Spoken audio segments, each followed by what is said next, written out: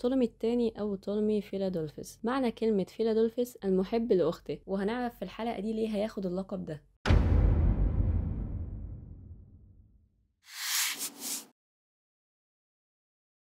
طولمي الثاني كان ابن برينيكا وطولمي الأول، اتولد في 309 قبل الميلاد، واتولى الحكم وهو عنده 25 سنة. طولمي الثاني كان شخص رايق جدا، ملوش بقى في جو الحروب، ولو كان في أي معارك كان بيودي القادة بتوعه، وكان مهتم جدا بالفلسفة وعلم الحيوان، وكان بيحب يقعد يعمل احتفالات. يعني مثلا عمل احتفال في السنة الخامسة من حكمه، وعمل ذكرى لأبوه وأمه واعتبرهم كأنهم آلهة. طولمي الثاني اتجوز مرتين، واحدة اسمها أرسنواي الأولى، ودي كانت بنت لوسيماخوس. طبعا الجواز ده كان مدبر من أبوه عشان مصالح سياسية، وخلف منها 3 أولاد وأسمائهم جديدة جدا، وهم طولمي ولوسيماخوس وبرينيكا. المهم إن أرسنواي اللي هي الزوجة الأولى لطولمي هتتآمر ضد طولمي الثاني، والمؤامرة بتاعتها هتتكشف فهينفيها، فطولمي هيتجوز زوجة تانية اسمها أرسنواي الثانية اللي هي أخته. وأرسنواي الثانية أصلا كانت متجوزة لوسيماخوس نفسه، وحصل شوية حوارات كده، فلوسيماخوس ده هيتقتل، وأرسنواي هتهرب عند أخوها طولمي الثاني وتتجوزه، وهتحل محل زوجته الأولى اللي قلنا إنها اتأمرت ضده، وهيبقى بيحبها جدا لدرجة اما تموت هيحزن عليها قوي ومش هيتجوز بعدها. وكده عرفنا هو ليه لقبه فيلادلفس. نيجي لإنجازاته. طولمي الثاني هيكمل فكرة مكتبة الإسكندرية اللي بدأت أصلا في عهد طولمي الأول، وبيقال إنه كمان عمل مكتبة صغيرة في معبد سرابيس، لأن مكتبة الإسكندرية كانت مليانة بالمخطوطات والكتب، فاحتاج يبني واحدة تانية. وهو كمان اللي كمل منارة الإسكندرية لأنها برضه بدأت في عهد طولمي الأول. طولمي الثاني عمل حاجة كانت جديدة جدا على الثقافة الهيلينية، وهو إنه عمل الترجمة السبعينية. الترجمة السبعينية هي ترجمة التوراة من العبرية لليونانية، وحطها في مكتبة الإسكندرية، واسمها السبعينية عشان ترجمها حوالي 70 شخص. بالنسبة للجيش، المقدونيين واليونانيين بس هم اللي كانوا بيتعينوا في الجيش، عشان في وجهة نظرهم إن المصريين not good enough. نيجي للسياسة الخارجية في عهد طولمي الثاني. طولمي الثاني بعت حملة لأثيوبيا علشان يحمي حدود مصر الجنوبية، وعشان يجيب حيوانات مختلفة، لأنه زي ما قلنا كان بيحب علم الحيوان جدا. تاني حاجة مهمة هي علاقته بروما، كانت أول مرة يحصل تعاقد بين مصر وروما في وقت طولمي الثاني، وكمان مصر في الوقت ده كانت بتصدر القمح لروما. طب ليه طولمي هيحسن علاقته بروما؟ لأن في الوقت ده روما بدأت تبقى قوية، فطولمي كان ذكي، قرر إنه يعمل صداقة معاهم عشان ما يحصلش بينهم أي خناقات أو يحصل من روما أي هجوم على مصر. في عهد طولمي الثاني هيحصل حرب على جوف سوريا، وفي الحلقة اللي فاتت قلنا إن سلوقس وطولمي ما اتخانقوش على جوف سوريا علشان علاقتهم كانت كويسة، بس بعد موت سلوقس اللي هيمسك بعده أنتيوخس الأول، فاللي هيحكموا من بعد سلوقس ساعتها هنسميهم البيت السلوقي على طول. المهم إن أنتيوخس الأول هيبقى عايز ياخد جوف سوريا لنفسه ويطرد منها البطالمة، فطبعا طولمي مش هيعجبه الكلام ده، وهيبدأ حرب اسمها الحرب السورية الأولى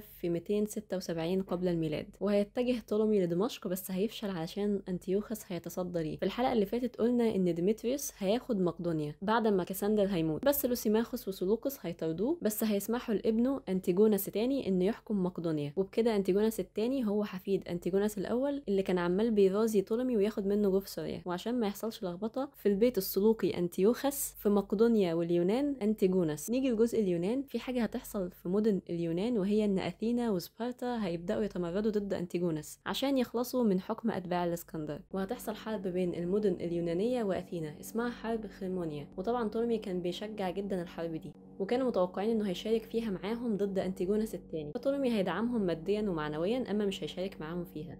للأسف أنتيجوناس هيهزمهم، وهيبقى هو قائد على مقدونيا واليونان. بالنسبة لشرق بحر إيجا، طولمي هيعمل تحالف مع برجامة. برجامة دي موجودة حاليا في تركيا، فهيروح أنتيوخس الأول عامل هجوم عليها، فطولمي هيساعدهم، وهيبقى مشغول في الوقت ده إنه يرجع جوف سوريا من أنتيوخس. وطبعا عشان برجامة مصدر مهم للخشب، فطولمي هيساعدهم، وبرجامة فعلا هزمت أنتيوخس في معركة سمرقند 262 قبل الميلاد. مصر في الوقت ده بدأت تاخد مدن على الساحل الغربي في آسيا الصغرى. في عهد طولمي الثاني هتحصل الحرب السورية الثانية. أنتيوخس الأول بعد هزيمته في سمرقند هيموت، وهيمسك بعده أنتيوخس الثاني، وطبعا أنتيوخس الثاني كان عايز ينتقم من طولمي الثاني علشان دعمه لبرجامة، وبدأ أنتيوخس حرب مع طولمي الثاني في غرب آسيا الصغرى. والمدن اللي مصر بدأت تاخدها في الساحل الغربي في آسيا بدأت تتمرد ضد حكم مصر، وحل مصر هيبقى صعب لأنها عمالة بتخسر المدن اللي كانت مسيطرة عليها في بحر إيجا. فهيحصل تحالف بين أنتيوخس الثاني وطولمي الثاني، وطبعا طولمي هيجوز بنته برينيكا لأنتيوخس الثاني عشان يوطد العلاقة ما بينهم. وبرينيكا سيرينايكا دي كان مهرها عالي جدا لان العروسه هي اللي كانت بتدفع المهر، فراحت للبيت السلوقي بمهر كبير وسموها بحامله المهر. نيجي لسيرينايكا اللي هي ليبيا. سيرينايكا دي كانت تحت ايد مجاس ابن برينيكا الاولى اللي هو اخ غير شقيق لطولمي الثاني. وفي الحلقه اللي فاتت اما قلنا ان طولمي الاول ولوسيماخوس اعلنوا نفسهم ملوك،